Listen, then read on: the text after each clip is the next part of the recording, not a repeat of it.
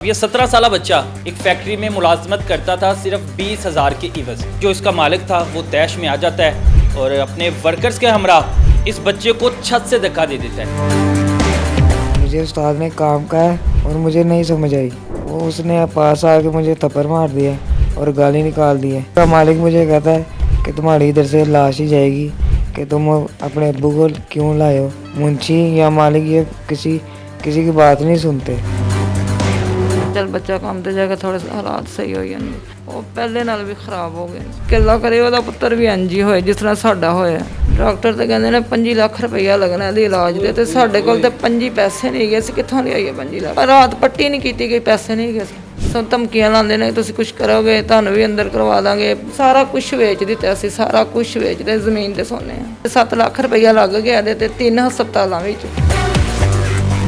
वालिदैन जो होते हैं ना ख़ुद तकलीफ़ बर्दाश्त कर लेते हैं, भूख बर्दाश्त कर लेते हैं, लेकिन अपने बच्चे की ना तो भूख बर्दाश्त करते हैं और ना ही अपने बच्चों को तकलीफ़ में बर्दाश्त करते हैं। लेकिन गुर्बत एक ऐसी चीज़ है जो इंसान को उस जगह ला के खड़ा कर देती है इंसान तसव्वुर भी नहीं कर सकता। अब ये 17 साल बच्चा मफलूज हो गया, इसका जिस्म बिल्कुल नीचे वाला हिस्सा काम नहीं कर रहा। इसकी गुर्बत की वजह से इस बच्चे को नौकरी की ज़रूरत पड़ी। एक फैक्ट्री में मुलाजमत करता था सिर्फ 20,000 के इवज़। फैक्ट्री के जो मालिक थे उससे अनबन होती है, थोड़ी तलख कलामी होती है, वो इसे गालम गलोच शुरू कर देता है, इसे कत्ल करने की धमकियाँ देता है। लेकिन ये बच्चा कोशिश करता है कि बात को रफा दफा किया जाए। लेकिन जो इसका मालिक था वो तैश में आ जाता है और अपने वर्कर्स के हमरा इस बच्चे को छत से धक्का दे देता है। अब ये बच्चा 4 पे पड़ा है। इस माँ की तकलीफ़ को, इस माँ के दर्द को मैं नहीं बर्दाश्त कर सकता, या मैं वो महसूस नहीं कर सकता जो ये महसूस कर रही है, या मैं इसका दुख बांट नहीं सकता। वजह आप बेहतर जान लेते हैं, पहले कहानी समझ लेते हैं फिर बाद में बात करते हैं। बेटा नाम क्या आपका? जैन। जैन। कितना अरसा होगा इस फैक्ट्री में काम करती? 2 साल। 2 साल से काम कर रहे हो? जी। क्या काम क्या था? काम यही कि पाइप बनते थे। पाइप बनते थे। कितने घंटे ड्यूटी करते थे आप? मैं सुबह 8 से रात 7 बजे तक।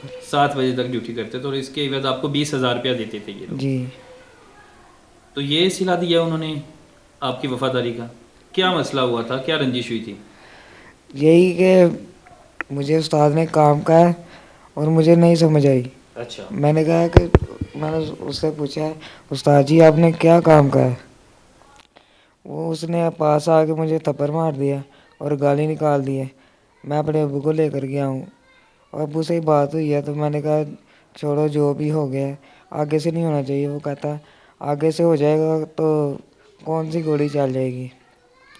इसके दौरान 1-2 दिन गुजरते हैं तो फैक्ट्री का मालिक मुझे कहता है कि तुम्हारी इधर से लाश ही जाएगी कि तुम अपने अब्बू को क्यों लाए हो, मुझे बताना था या किसी मुंशी को बता देना था। वो किसी की बात नहीं सुनते। मुंशी या मालिक ये किसी की बात नहीं सुनते। तो यानी उनके लिए तो ये रूटीन होती है ना, किसी को गाली देना उनके लिए कोई बड़ी बात नहीं है, माँ बहन एक करना, ऐसे ही है ना? जी। फिर क्या होता है? फिर यही कि उन नीचे गिरा देते हैं। कहाँ से गिराते हैं? ये इधर पे एक फैक्ट्री है। छत पे लेकर जाते हैं? छत- क्या करते हैं? कोई काम पकड़ के लेके गए थे? नहीं, काम के जरिए आप छत पर जाते हो? छत पे जाते हैं धक्का तो कौन देता है आपको? फैक्ट्री का वर्कर ही है। क्या नाम है उसका? इखलाक। इखलाक धक्का देता है? किसके कहने पर धक्का देता है? मालिक के कहने। मालिक का नाम क्या है? लियाकत। लियाकत के कहने पे वो धक्का धक्का देता देता है। कितनी ऊंचाई थी? 15 फीट। 15 फीट से धक्का दिया गया। जी। आप होश में नहीं रहे होगे फिर? नहीं, ये भी नहीं पता होगा कौन हॉस्पिटल लेके गया? ये तो पता उधर जाके पता लगा ना हॉस्पिटल कि कौन लेकर गया है। अब जिस्म काम नहीं कर रहा, नहीं। सिर्फ बोल सकते हो? जी बोल ही सकता हूँ। टांग वगैरह हिलती है कि नहीं? नहीं, बाजू वगैरह? बाजू ये नहीं हिलता, ये वाला हिलता है। हल्का सा हिलता है? जी। यानी खुद उठ के बैठ भी नहीं सकते? बैठ भी नहीं सकता।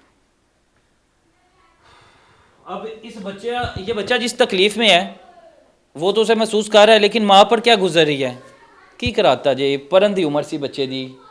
पहली गल कि ਉਹਨੂੰ ਕੰਮ ਤੇ ਪਾਤਾ। बेटा मजबूरियां काम ते हुण की दस सकने तुहानूं कैसे हालात सन साडे घर दे। कि चल बच्चा काम ते जाके थोड़े हालात सही हो जाएंगे। वो पहले नाल भी खराब हो गए ना। ਅਸੀਂ ਤਾਂ ਮਾਲਕ ਨੂੰ ਬਦਦੁਆਵਾਂ ਦਿੰਦੇ ਹਾਂ ਕਿ ਅੱਲਾ ਕਰੇ ਉਹਦਾ ਪੁੱਤਰ ਵੀ ਇੰਝ ਹੀ ਹੋਏ ਜਿਸ ਤਰ੍ਹਾਂ ਸਾਡਾ ਹੋਇਆ। ਮਾਵਾਂ ਦੇ ਬੜੇ ਖਾਬ ਵੇਖਦੀਆਂ ਨੇ ਨਾ ਕਿ ਸਾਡੀ ਔਲਾਦ ਅਸੀਂ ਇੰਜ ਮੁਸਤਕਬਿਲੇ ਦਾ ਬਣਾਉਣਾ ਹੈ, ਸਾਡਾ ਸਹਾਰਾ ਬਣ ਜਾਏਗਾ, ਕੋਈ ਕੰਮ ਕਰੇਗਾ। ਸਾਡਾ ਸਹਾਰਾ ਬਣੇਗਾ। ਪਰ ਉਹਨੇ ਕੀ ਸਹਾਰਾ ਬਣਨਾ, ਉਹ ਆਪ ਹੀ ਬੱਜੀ ਕਰਦਾ ਮਾਲਕਾਂ ਨੇ। ਹਾਂਜੀ ਕੀ ਕਹਿੰਦੇ ਨੇ ਹੁਣ ਕਹਿੰਦੇ ਨੇ ਕੁਛ ਵੀ ਨਹੀਂ ਹੈ ਸੁਲਾਹ ਅੰਦਰ। ਦਾ ਮੈਂ ਸੁਣਿਆ ਸੁਲਾਹ ਦਾ ਕਹਿੰਦੇ ਪਏ ਨੇ, ਪ੍ਰੈਸ਼ਰ ਪਾਉਂਦੇ ਪਏ ਨੇ, ਹਾਂਜੀ ਕਤਲ ਦੀਆਂ ਧਮਕੀਆਂ ਦਿੰਦੇ ਪਏ ਨੇ। ਸਲਾਹ ਕਰੋ, ਇੰਝ ਕਰ ਦਾਂਗੇ ਇੰਝ ਕਰ ਦਾਂਗੇ। ਅਸੀਂ ਕਿਹਾ ਅਸੀਂ ਨਹੀਂ ਸਲਾਹ ਕਰਨੀ, ਅਸੀਂ ਸਲਾਹ ਕਰਕੇ ਹੋਰ ਕੋਈ ਮੁਸੀਬਤ ਪਾ ਲਈਏ। ਅਸੀਂ ਕਿਹਾ ਅਸੀਂ ਸਲਾਹ ਕਰਨੀ ਹੀ ਨਹੀਂ। ਧਮਕੀਆਂ ਕਿਸਨੇ ਦੀਆਂ ਆਪਕੋ? ਉਹ ਮਾਲਕ ਵੱਲੋਂ ਹੀ ਆਉਂਦੀਆਂ ਪੈਣ, ਕਦੀ ਕੋਈ ਆਉਂਦੇ ਆ ਕਦੀ ਕੋਈ ਆਉਂਦੇ ਆ। ਅਸੀਂ ਤੇ ਮੈਂ ਕਿਹਾ ਸਾਡੇ ਘਰ ਨਾ ਆਓ, ਅਸੀਂ ਤੁਹਾਨੂੰ ਮੱਥੇ ਹੀ ਨਹੀਂ ਲੱਗਣਾ। अच्छा, कोई पकड़े गए हैं, अरेस्ट हुए, एफआईआर वगैरह करवाई आपने? हाँ FIR करवाई है। वो 2 पकड़े गए, एक नहीं पकड़ा गया। जिसने धक्का दिया वो पकड़ा ही नहीं गया। वो नहीं पकड़ा गया, वो भाग गया है, जो इखलाकनामी बंदा था। हाँ जी। वो किसी और शहर का था? नहीं इसी शहर का ही होगा। वो उन लोगों ने भगाया, मालकों ने भगाया है। वो खुद भाग सकता था, अगर मालिक कहते इसे पकड़ लो तो पकड़े ही जाना था। लेकिन वो फरार है। फरार है। तो की डॉक्टर की कहते पे ने बच्चे बारे? ਡਾਕਟਰ ਤਾਂ ਕਹਿੰਦੇ ਨੇ 25 ਲੱਖ ਰੁਪਈਆ ਲੱਗਣਾ ਇਹਦੇ ਇਲਾਜ ਦੇ, ਤੇ ਸਾਡੇ ਕੋਲ ਤਾਂ 25 ਪੈਸੇ ਨਹੀਂ ਗਏ। ਅਸੀਂ ਕਿੱਥੋਂ ਲਿਆਈਏ 25 ਲੱਖ ਰੁਪਈਆ? ਕੱਲ ਪਤਾ ਕਰਕੇ ਆਈ ਹਾਂ, ਉਹਨਾਂ ਕਿਹਾ 25 ਲੱਖ ਰੁਪਈਆ ਲੱਗਣਾ। ਅਸੀਂ ਫਿਰ ਘਰ ਲੈ ਆਏ ਹਾਂ। बच्चे ने वॉशरूम जाना हो, ਪੈਂਪਰ ਲਗਾਉਂਦੀਆਂ, ਯੂਨਿਟ ਬੈਕ ਲੱਗਾ ਹੋਇਆ। क़यामत 10-10 ਪੈਂਪਰ ਇੱਕ ਦਿਨ ਚਲਾਨੀ ਹੈ, 10-10 ਪੈਂਪਰ। तकलीफ में तो सोता भी नहीं होगा। ਨਹੀਂ ਸਾਰੀ ਰਾਤ ਅਸੀਂ ਬੈਠਨੇ ਆ, ਉਹ ਵੀ ਜਾਗਦਾ ਅਸੀਂ ਵੀ ਜਾਗਨੇ ਸਾਰੀ ਰਾਤ। ਖਾਣਾ बच्चे कितने हैं? 4 4 बच्चे हैं, ये सबसे बड़ा था। जी। खाना पीना कुछ भी नहीं, कुछ चंगी खुराक मिले फिर भी खराब। पैसे भी रात पट्टी नहीं की गई, पैसे नहीं गए सन रात, असी पट्टी नहीं की। ਤੇ ਮਾਲਕ ਨੇ ਵੀ ਰਾਬਤਾ ਨਹੀਂ ਕੀਤਾ ਕਿ ਅਸੀਂ ਇਲਾਜ ਕਰਾ ਦੇਣੇ ਆ? नहीं कुछ भी नहीं किया ही नहीं कुछ। सब धमकियां लाते ने, तुम कुछ करोगे ਤੁਹਾਨੂੰ ਵੀ ਅੰਦਰ ਕਰਵਾ ਦਾਂਗੇ, ਪਾਊਡਰ ਪਾ ਕੇ ਇੰਜ ਕਰ ਦਾਂਗੇ ਇੰਜ ਕਰ ਦਾਂਗੇ। ਇਹ ਡਿਪਟੀ ਇੱਕ ਨੂੰ ਬੁਲਾਇਆ ਹੈ, ਉਹਨੇ ਡਿਪਟੀ ਨੇ ਕਿਹਾ ਕਿ ਅੰਦਰ 10 ਕਿਲੋ ਪਾਊਡਰ ਪਾਵਾਂਗੇ ਤੁਹਾਡੇ ਤੇ, ਅੰਦਰ ਕਰ ਦਾਂਗੇ। ਇਹ ਹਾਜੀ ਦੇ ਖਿਲਾਫ ਤੁਸੀਂ ਕੋਈ ਦਰਖਾਸਤ ਦਿੱਤੀ, ਇਹ ਤੇ ਮੇਰਾ ਭਰਾ ਹੀਗੇ। ਉਹਨਾਂ ਨੂੰ ਕਿਹਾ ਨਹੀਂ ਬੇਸ਼ਰਮੋ, ਹਾਲੇ ਵੀ ਕਸਰ ਰਹਿ ਗਈ? ਅਸੀਂ ਤੇ ਚੁੱਪ ਕਰਕੇ ਬਹਿ ਗਏ ਸੀ ਕਿ ਮੇਰਾ ਪੁੱਤਰ ਇੱਕ ਮੰਜੀ ਤੇ ਪਿਆ ਹੋਇਆ, ਦੂਸਰੇ ਨੂੰ ਅੰਦਰ ਕਰ ਦੇਣਗੇ, ਅਸੀਂ ਕਿੱਥੇ ਜਾਵਾਂਗੇ? वही बात आ जाती है, फिर गरीब क्या करे? जो ताकत का नशा होता है ना, अजीब लोग होते हैं कि एक उनका बच्चा बज्जी कर दिया है और उसके बाद उन्हें धमकियाँ दी जा रही हैं, डराया जा रहा है, धमकाया जा रहा है कि केस वापस ले लो नहीं तो मार ਦਾਂਗੇ। ਹੁਣ ਅਰੈਸਟ ਹੈ ਮਾਲਕ? ਜੀ ਮਾਲਕ ਰਸਟ। ਕੀ ਕਹਿੰਦੇ ਨੇ ਪੁਲਿਸ ਵਾਲੇ? ਤਫਤੀਸ਼ ਕਰਦੇ ਪਏ ਨੇ, ਕੀ ਕਹਿੰਦੇ ਪਏ ਨੇ? ਮੰਨ ਗਿਆ? ਅਸੀਂ ਤਾਂ ਪਤਾ ਗਏ ਨਹੀਂ ਦੁਬਾਰਾ ਥਾਣੇ। ਕੱਲ ਮੈਂ ਗਈ ਸਾਂ। ਤੁਸੀਂ ਡਰ ਗਏ, ਥਾਣੇ ਨਹੀਂ ਗਏ? ਨਹੀਂ ਮੈਂ ਕੱਲ ਗਈ ਆ, ਉਹ ਹਸਪਤਾਲ ਜਾਣਾ ਸੀ ਤੇ ਇੱਕ ਪੁਲਿਸ ਵਾਲੇ ਨਾਲ ਲੈ ਗਏ ਆ। ਉਹ ਕਹਿੰਦੇ ਨੇ ਇਹਦਾ ਨਾ ਨਤੀਜਾ ਕਰਵਾਓ। ਉਹ ਫਿਰ ਜਨਰਲ ਹਸਪਤਾਲ ਲੈ ਕੇ ਗਏ ਉਹਨੂੰ, ਪੁਲਿਸ ਵਾਲੇ ਨੂੰ। ਫਿਰ ਕੁਰਕੀ ਹਸਪਤਾਲ ਗਏ ਤੇ ਇਸ ਵਜ੍ਹਾ ਤੋਂ ਗਈਆਂ, ਲੇਕਿਨ ਮੈਂ ਦੁਬਾਰਾ ਨਹੀਂ ਇਲਾਜ ਨਹੀਂ ਹੁੰਦਾ। 25 ਲੱਖ ਰੁਪਇਆ ਨਹੀਂ ਇਲਾਜ ਹੁੰਦਾ ਤੇ ਬੱਚੇ ਇੰਜ ਰੱਖਣੇ? ਨਹੀਂ ਬੇਟਾ ਕਰਨਾ ਤਾਂ ਹੈ ਇਲਾਜ। ਕਿਸ ਤਰ੍ਹਾਂ ਕਰਾਂ ਮੈਂ? ਮੇਰੇ ਕੋਲ ਤੇ ਮੈਂ ਆਪਣੀ ਸਾਰਾ ਕੁਝ ਵੇਚ ਦਿੱਤਾ ਸੀ, ਸਾਰਾ ਕੁਝ ਵੇਚ ਦੇ, ਜ਼ਮੀਨ ਤੇ ਸੋਨੇ ਆ। ਜ਼ਮੀਨ ਤੇ ਸੌਂਦੇ? ਜੀ ਹਾਂ, ਸਾਰਾ ਕੁਝ ਹੀ ਵੇਚ ਦਿੱਤਾ ਸੀ ਆਪਣਾ। ਇੱਕ ਮੰਜੀ ਹੈ ਤੇ ਇੱਕ ਮੰਜੀ ਹੈ ਬਸ। ਤੇ ਘਰ ਆਪਣਾ ਕੀ ਕਿਰਾਏ ਤੇ? ਕਿਰਾਏ ਤੇ ਸਾਡਾ ਘਰ ਵੀ ਕਿਰਾਏ ਤੇ? ਹਾਂਜੀ। ਕੋਈ ਜਮਾ ਪੂੰਜੀ ਨਹੀਂ ਹੈ ਕਿ ਬੱਚੇ ਦਾ ਇਲਾਜ? ਨਹੀਂ, ਜਿਹੜੇ ਹੈ ਸਨ ਅਸੀਂ ਪਹਿਲੇ ਲਾ ਦਿੱਤੇ ਨੇ। ਪਹਿਲੇ 7 ਲੱਖ ਰੁਪਈਆ ਲੱਗ ਗਿਆ ਇਹਦੇ ਤੇ 3 ਹਸਪਤਾਲਾਂ ਵਿੱਚ, ਤੇ ਕੁਝ ਵੀ ਨਹੀਂ ਹੋਇਆ। ਤੇ ਅਸੀਂ ਘਰ ਪੈ ਲੈ ਆਏ ਆ। ਫਿਰ ਮੁੰਡੇ ਨੂੰ ਸਾਡੇ ਕੋਲ ਪੈਸੇ ਨਹੀਂ ਸੁਣਾਇਆ। 7 लाख लगा चुके हैं? हाँ जी। और भी मजीद 25 लाख लगने हैं? हाँ जी, उन्होंने 25 लाख रुपया होर लगना, फिर मुंडे का इलाज होना। साढ़े को 25 पैसे नहीं गए, असं 25 लाख रुपया कितों लियाइए? वही है ना कि अब ना 25 लाख जब तक इकट्ठा नहीं होता, मसला ज़्यादा से ज़्यादा होता जाए।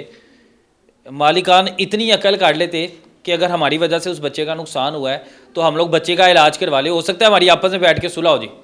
लेकिन ताकत का नशा था, उन्होंने कहा जो करना कर लो, असी इत्थे हैं, तुसी भी इत्थे ही हो। और ये सिलसिले चलते रहते हैं। आज आके गरीब बेचारा फंस जाता है, गरीब बेचारा फिस जाता है। अब वो बच्चा है, जवान है, अभी 17 साल का है, बड़े होना था, शादी ब्याह होनी थी, आगे नस्ल चलनी थी। माँ बाप ने कई ख्वाब देखे हुए थे, लेकिन अब वो सारे के सारे गम में बदल गए हुए हैं। पूरा दिन उसके बारे में सोचते रहते हैं। वो बच्चा कहीं पे उठ के जा नहीं सकता, मोहताज बन गया है, वालिदैन का मोहताज बन गया है कि वालिद कोई पास होगा तो कुछ कर सकेगा, नहीं तो कुछ नहीं कर सकेगा। शर्म का मुकाम है उन लोगों के लिए कि जो इस ताकत के नशे को इस्तेमाल करके इस तरह के वकूए करते हैं।